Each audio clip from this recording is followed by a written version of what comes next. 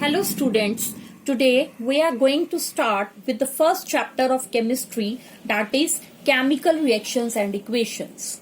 Before I start with the chapter, I am going to recall about chemical change. The change in which new substances are formed with different properties is known as chemical change. For example, rusting of iron, digestion of food, respiration, and other examples are also there. Now you can see this rusted iron. This iron has developed the coating of reddish brown color which is known as rust, which is chemically hydrated ferric oxide. Whenever a chemical change occurs, we say that chemical reaction has taken place. This involves breaking and making of bonds between the atoms to form new substances. Next question arises, how do we come to know that chemical reaction has taken place, or what are the different characteristics of a chemical reaction? There are mainly 5 points by which we can know that chemical reaction has taken place. Number 1, change in state. Number 2, change in color. Number 3, evolution of gas. Number 4, formation of precipitate. Number 5, change in energy. If any one of the following is taking place, then we can say that chemical reaction has taken place. You will get the clarity about this more after seeing the video which we are going to just see now. Characteristics. A chemical reaction is a process during which certain substances, known as reactants, undergo changes to yield new substances, known as products. Some key characteristics of a chemical reaction include a change in color, a change in the state of matter, an evolution of gas, and formation of new solid.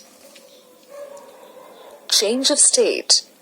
During a chemical reaction, the reactants may change their state as they become products. Using a 300 ml beaker, we'll mix a solution of barium chloride with a solution of sodium sulfate. You'll notice that a white precipitate of barium sulfate will be the product that is formed. The reaction will also produce sodium chloride, which will remain dissolved in the water.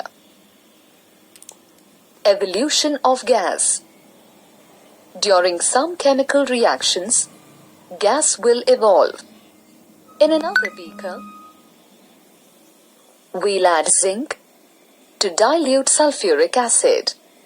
The zinc will react with the acid to form zinc sulfate and hydrogen gas, which is evolved. Change in color. Copper 2 sulfate appears blue in color. We'll place a small amount of hydrated copper sulfate into a test tube and heat it over a Bunsen burner.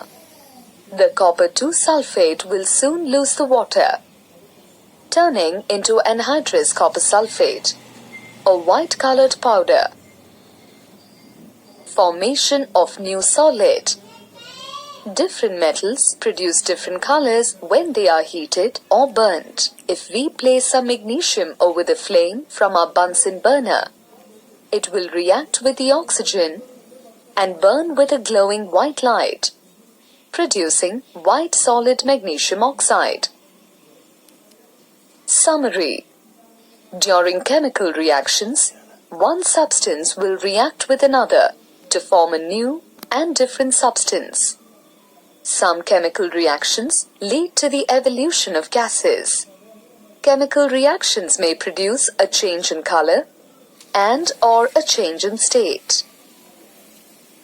Students, after watching this video, let's come to the other examples regarding change in state. Here you can see that the states of the products is different from that of the reactant. This activity is given as activity 1.1 in your book, which is burning of magnesium ribbon in air. Here, white powder magnesium oxide is formed with the dazzling white flame.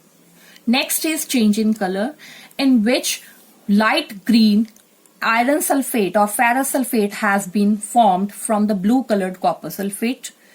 And next is activity 1.2, which is given in your book, in which colorless reactants lead nitrate and potassium iodide on reaction form yellow colored precipitates, lead iodide along with potassium nitrate. Now the question arises, what is precipitate? Actually, precipitate is the insoluble solid which is formed after the reaction. Now we will watch the video showing activity 1.2. Now we are going to take a double displacement reaction of lead nitrate with potassium iodide. This is the solution of lead nitrate. What's the color of lead nitrate? Colorless. Yes, it is colorless. I am taking it in a test tube. So in test tube we have got colorless lead nitrate solution. What's the color of potassium iodide? It is also colorless. It is also colorless. Now we are going to add potassium iodide solution to lead nitrate solution. What we have got? Yellow color. Yellow precipitate. Why do we call it precipitate? Because it settles down.